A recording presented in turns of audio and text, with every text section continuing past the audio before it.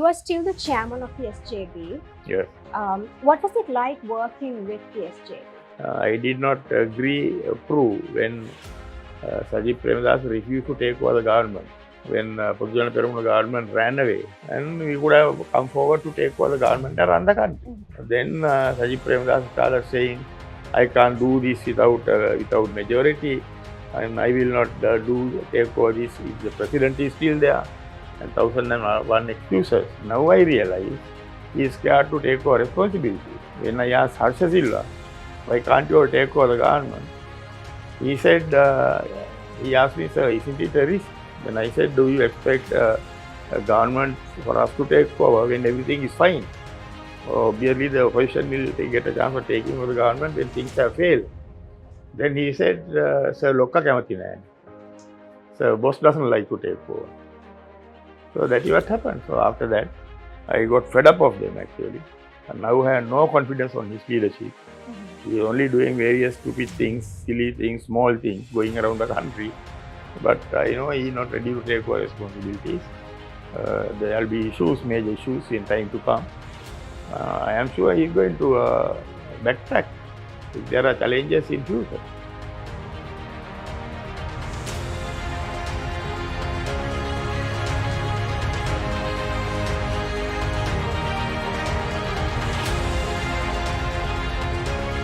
Welcome everyone, you are watching another episode of Conversations with Alanti. All of you know by now who the guest on my show today is. He needs no special introduction, but let me give you a brief history. Field Marshal SarathFonseka served in the army since 1970. He was the 18th commander of the army, and under his command, he led the army to end the decades-long civil conflict. He even survived an assassination attempt. And after the end of the war, he then ventured into politics. His journey in politics was filled with challenges too. In politics, he was a common candidate for the presidential election in 2010.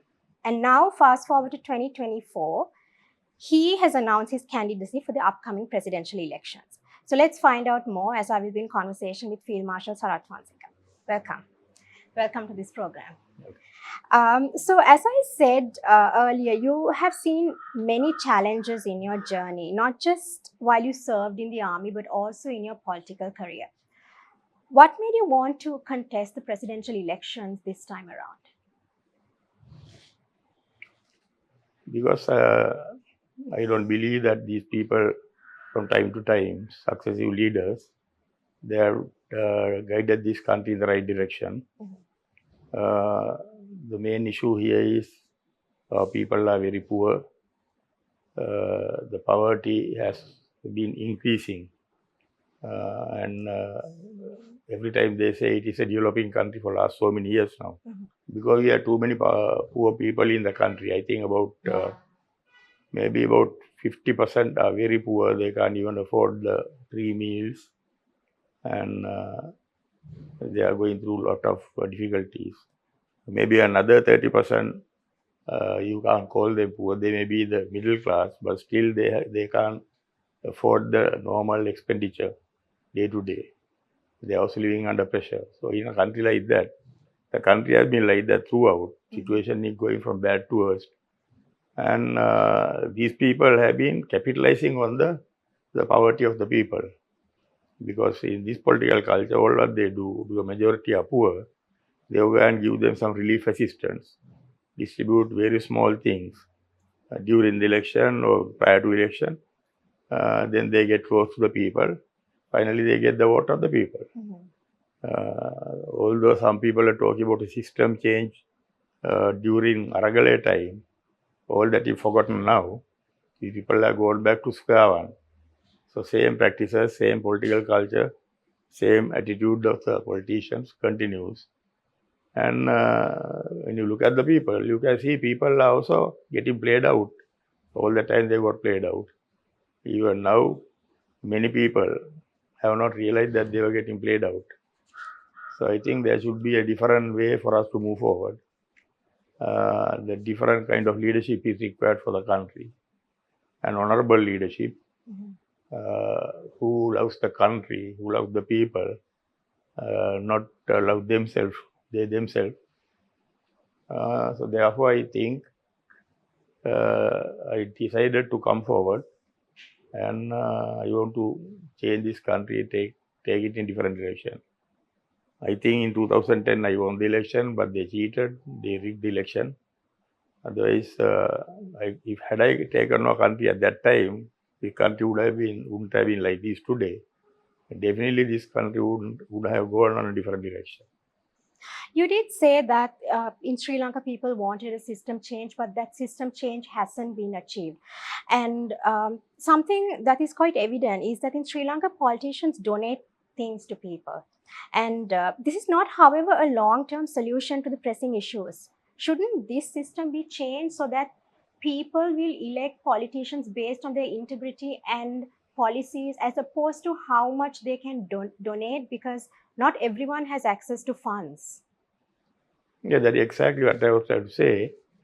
Lot of donation take place even now. You can see some people are donating vehicles, the computers, and a lot of things. But all the money comes from various corrupt businessmen who are most probably helping out these people to do these donations with the black money. So the corrupt people, corrupt businessmen are looking after their interests, interests of these politicians. Then finally the politicians will dance as per their music if they come into power. So that is what will happen. That is what is happening in the country. What will happen in the future also. So that is why I say giving assistance, yes, the people can eat the normal meal even if they can't feed their children. If you give them something free, they will take it definitely.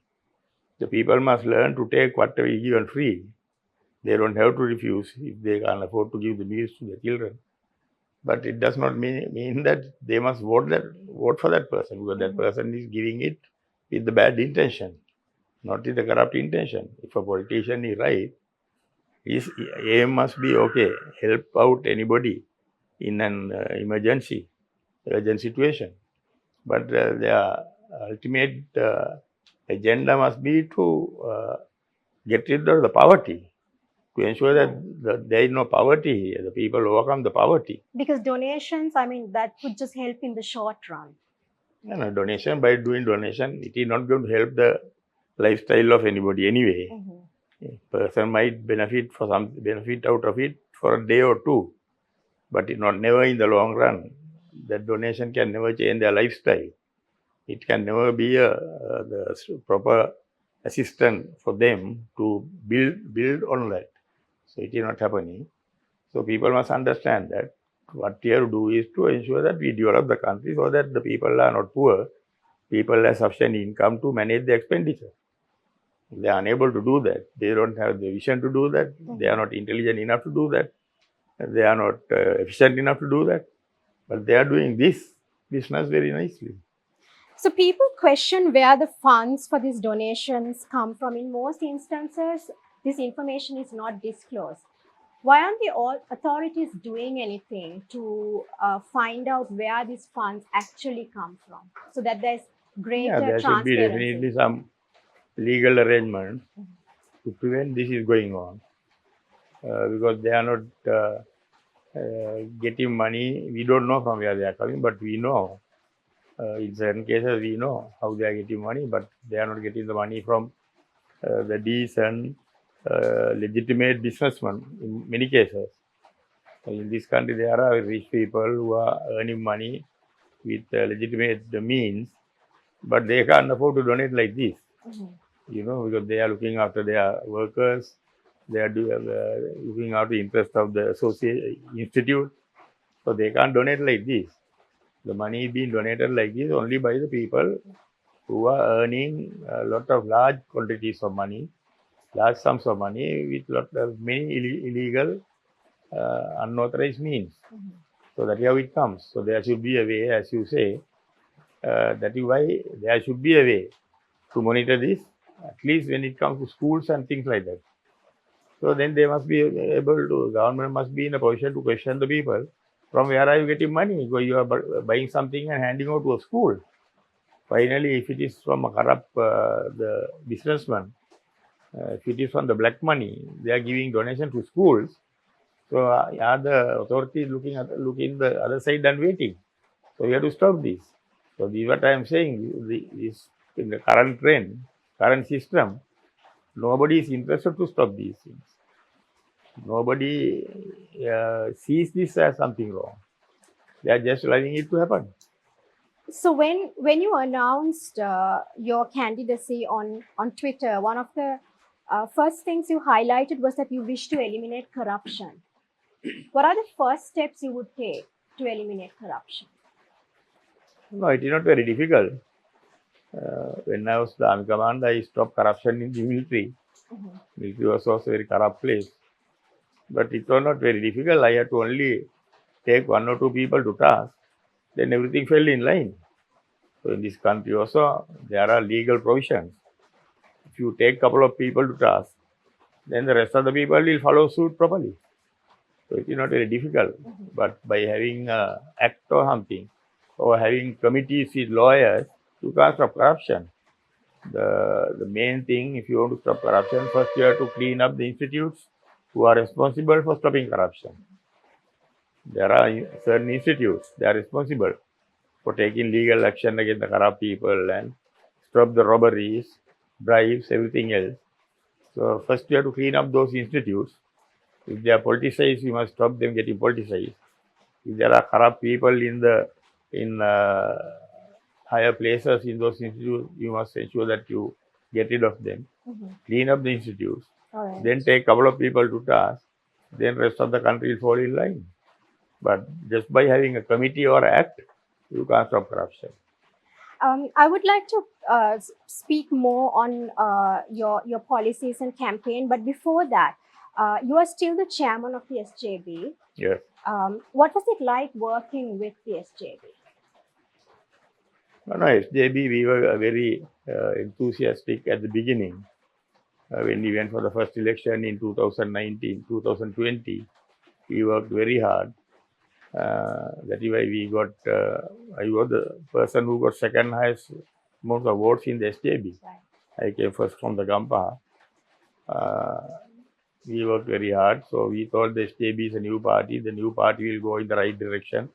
And we should be able to do something different to what all the others have been doing last so many decades.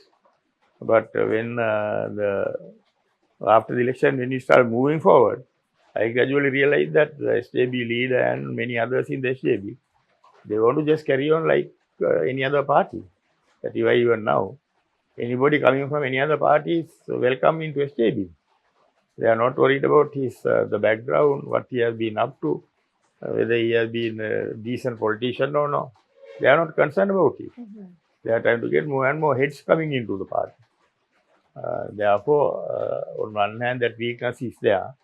Then on the other hand, I did not approve when Sajid Premadas refused to take over the government. When Pogujana Peramuna government ran away, the Prime Minister ran away, I think 9th of May or something, 2022, after Goldface incident. Yes. Then the whole cabinet went home. There was no government. And we would have come forward to take over the government and run the country. Then Sajid Premadas started saying, I can't do this without majority, and I will not take over this if the president is still there, and 1001 excuses. On the other hand, he summoned his economists. There are 3 leading economists in the party. He had a discussion with them. After discussion, he said he will want the government to form an interim government, and then we will start supporting them. Just imagine such a foolish statement. The government run home, the Pogujana Peramuna government. We want the Pogujana Peramuna to have an interim government again for us to support it. And when I questioned them, why can't we take over? Because in 2015, we ran a government with 44 MPs. This time we had 54. And we could have signed a MOU or something behind the parliament with the government who ran away and say that we will run it for 1 year. You must tell the country, the nation, that you are not going to interfere. And then we'll take over and run it for 1 year, and then we show it. Then if there are good fellows, there are a couple of good fellows in Podujana Perumuna, we could have taken some of them onto our side. And if we did that today at this time, we will be running the country. Of course, we will be responsible. If we are scared to face the challenge, then that's a different kettle of fish. So not only that he ran away from the responsibility, after that when the parliament wanted to select the president, he without contesting, he nominated Dalasala Perumuna, a defector from Podujana Perumuna. And then I was telling a couple of MPs, about 15 others, they were agreeing with me for him to contest. He had discussions for 3 weeks. Every day, 2 discussions, morning once, evening once. Every day after discussion, he says he is contesting. Again, at the end of the discussion, I say, we'll again meet tomorrow and we'll have another chat. Like that, he kept on doing that. The day before the nominations were taken in Parliament, the previous evening also, he said he was going to contest. But next morning, he got up and nominated Dalasala Perumuna. Had Dalasala Perumuna won that election, definitely in 48 hours, he will take over the Podujana Perumuna. Indeed. Like what Maitripala did after 2015 election. So knowing all that, he ran away from the responsibility. So therefore now I have realized we are also matured people. We can judge a person. We have moved with people enough in this country. Now I realize he is scared to take over responsibilities. When I asked Harsha Silva, why can't you all take over the government? He said, he asked me, sir, isn't it a risk? Then I said, do you expect a government for us to take over when everything is fine? Obviously, the opposition will get a chance of taking over the government when things have failed. Then he said, sir, Lokka kamathi naha. So boss doesn't like to take over. So that is what happened. So after that, I got fed up of them actually. And now I have no confidence on his leadership. He is only doing various stupid things, silly things, small things, going around the country. But I know he is not ready to take over responsibilities. There will be issues, major issues in time to come. I am sure he is going to backtrack if there are challenges in future. So are you saying that given the fact that Sri Lanka is still faced with many challenges, if the SJB does assume leadership, that they would not be able to take up the challenge and face the risks? Yeah, definitely. The way he has been behaving, I gave you examples. I am not imagining things. This is how he has been behaving. Obviously, I personally don't see him as a very matured politician. He has not. He has been doing only that Gamudawa thing in the past. So just because you have been building 900 Gamudavas and only 300 were completed or something, and out of 900, 300 in Hambantota district. So Gamudawa was not a fruitful project basically. So other than that, he has no experience. And he doesn't show the leadership qualities as per his behavior. So therefore, I think it will be pathetic if he takes over the country. Definitely, we are heading for trouble. So moving on to my next question, there's such a political culture in Sri Lanka where politicians switch from side to side all the time, and people don't have faith in them due to this, and some people also don't have faith in politicians who have allegations of corruption. But then these politicians are appointed via the national list. How do you see this? No, it's not only nationalist politicians. Changing sides is being done by many others, not only nationalist politicians. Equally by other people also. They keep on changing sides. Obviously, of course, if you are fed up of now I am in a party, I'm fed up of that party. I must have the right to, go and park myself, end up in a decent place if there is a decent place. Right. So my problem is I don't see there are other suitable places also for me to go and park myself. So there are issues like that. But otherwise, changing sides is not the problem. It is not the issue. Changing sides has not helped the country anyway. Has not helped by any means to settle issues in the country. Indeed. If that is with that interest, then there is nothing wrong in that. But they are changing side due to when their own party is failing gradually. If they realize that, okay, the next election, we are going to face trouble, then they Yes. change the side. Yes. Because in this country, the parties come to power not because the parties are good, they come to power by default. When the governing party is blundering, then the people have a habit of voting for the others. Now there is a case where both the leading party has blundered. Now they are trying to vote for somebody else who had never been tested. So this is not the correct thing to do. They must identify the people. They must look at the people very carefully, study their background, whether they are capable people, whether they have a vision, whether they have proved themselves, whether they are capable of taking the country in a new direction. Because all what we have been doing all this time has failed. So people must start thinking on that line. Otherwise, they will not do justice for the next generation. Otherwise, these adults who are voting, they are anyway responsible for the mess. But they are the people who have been voting and maintaining these politicians. So if they continue like this, they will destroy the future of the next generation also.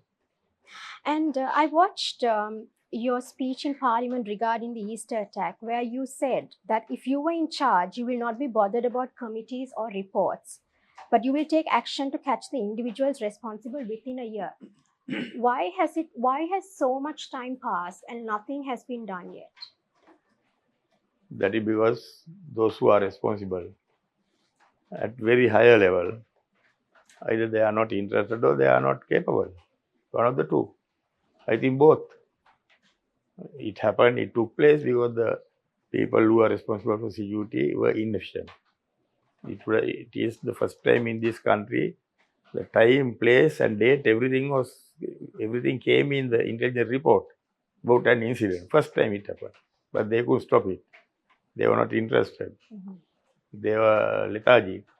So it has happened. Now you expect same people of same caliber to dig into this and find out the truth. It never happened. The system has to change. The capable people. But I think this country, you can't settle these issues with the parliament. Now, I was in the parliament committee. The parliament committee can only do a post-mortem. So we are not capable of doing investigations. We can't arrest people. We can't question them like what the CID is doing. Indeed. The parliamentary committee can't do. So a parliamentary committee couldn't do more than what we did. And then definitely the government could have guided, directed. There are law enforcing agencies. They are responsible, the institutes, for them to do it and then look after their interests, support them, give them the backing. But it never happened like that. And let's also talk about another issue which many have spoken about. Everyone used to complain about nepotism during the Rajapaksa regime. But even as we speak, we can see children of politicians in other parties too. And it has been relatively easier for them than an outsider who has no connections. And it's not just coming into politics. In some instances, the parents are actively engaged in politics, and then the children of these politicians have been granted posts or positions simply because of their connections. Isn't this something that should be changed? Yeah, it must definitely change. The positions and the responsibility, all that should come as per their efficiency and their capabilities and their talent. Indeed. But now, as you said, it is going down the generation. This is something again I was against in the SJB. One day, even at a meeting at Badulla, when SJB, the youths had come, about 1,000 odd youths were there. Vihidum Balagani or something meeting. I told Sajid Premadas, he was seated in front, I was delivering the speech. I said, we will stop talking about the past. We must look at the future now. We are here to meet I told him, you stop talking from here onwards about your father also, I said. So there is no point in talking about the father. Then for about 2 months, he was not talking about the father. But now again, he goes on stage and he does this and say, I am Rana Singha Premadas's son. And he also says, when it comes to justice, I can be even more violent than him, he says. So I don't know how much violent his father has been, that the people in the country should know. But he says, I'll be even more violent than my father when it comes to justice. So violence is not the answer. Yeah. Are there any politicians supporting your candidacy at present? There are a few. And we are not ready to give out the details so far. They are, very soon Okay. we'll come out with all of them. We'll appear in front of the people. But there are a few who are talking. But I am not interested to get as much as possible many politicians onto the stage. So all this time we are talking about the politicians, their weaknesses, their minuses. Right. So getting more politicians onto the stage does not mean that I have achieved my the journey forward. Right.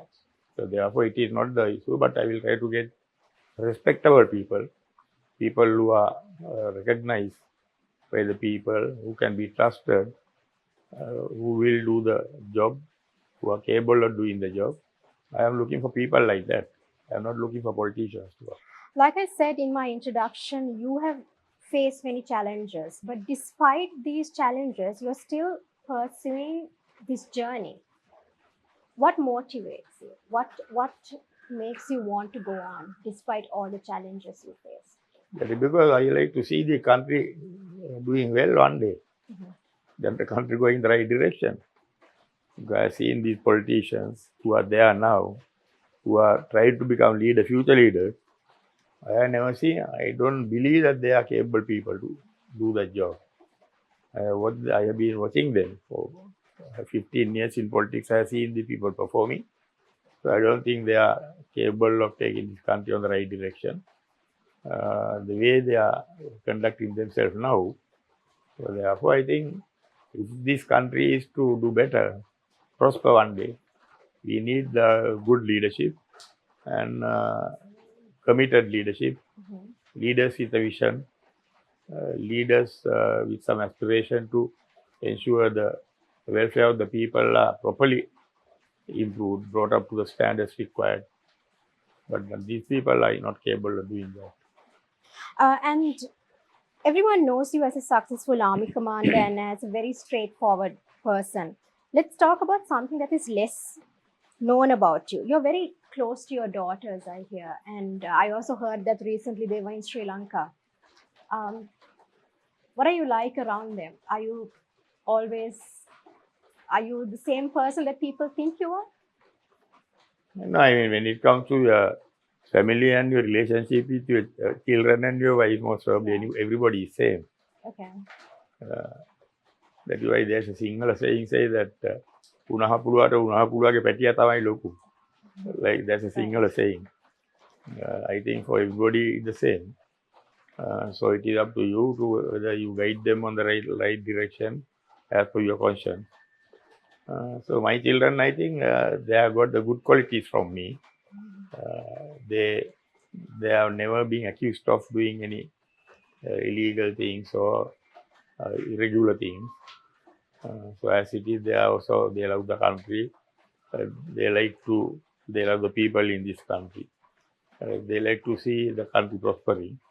Of course, at the moment, I don't allow them to come here and settle down because as it is, their children and they are having a normal life there.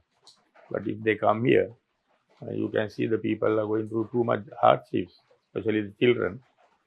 So unless the country develops to a certain level, I don't want to see my children coming here. Well, if they come here, they start suffering, but there is nothing they can do.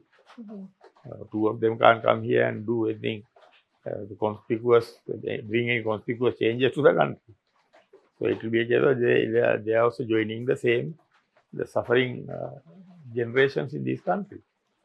So therefore, I don't advocate that they must come now. But as it is, they are doing well. I am happy. Not that they have become billionaires or something. They are working hard. But I think they are being looked after in that country for the efforts they are making. They have been looked after. They have been taken care of. All right. Moving on to the final question. What is your message to the people of Sri Lanka who are watching this? Now that the elections are also coming up, what message would you want to convey to them? People must, if they have been listening all this time, they must know that we are making a lot of mistakes. That's why today we are in this soup. We must not make the same mistakes again. The people must not be selfish. There are a lot of people, even who are doing well.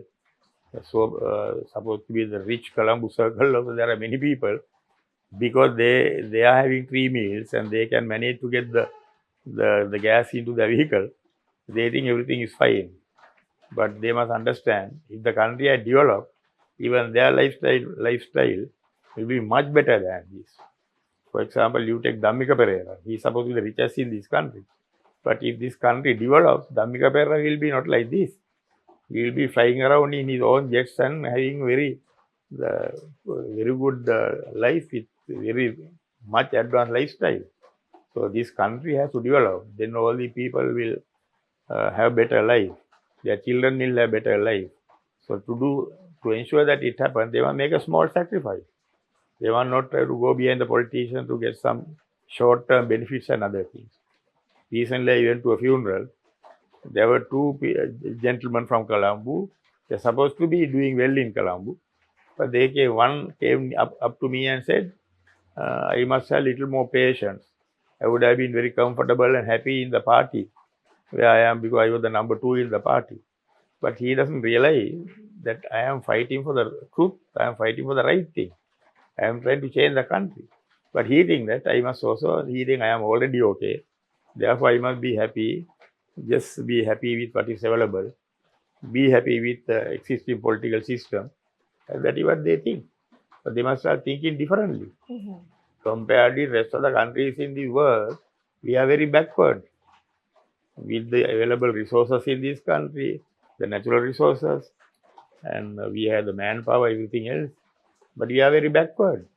So these people must realize, and just because some people in Colombo having 3 meals, they must know if they are in a developed country, they will also be having a better life. But they don't, unfortunately, they don't realize that. So they think this political system is good, there is a government and there is gas, there is no power cut, they think everything is fine. But they must learn that we have a long way to go. Right. Thank you very much for this conversation, and I wish you all the best. Thank you very much. So thanks everyone for watching.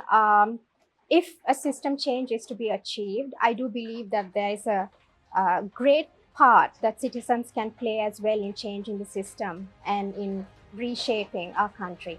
Thank you everyone for watching. I'll be back with another episode. Until then, stay safe and take care.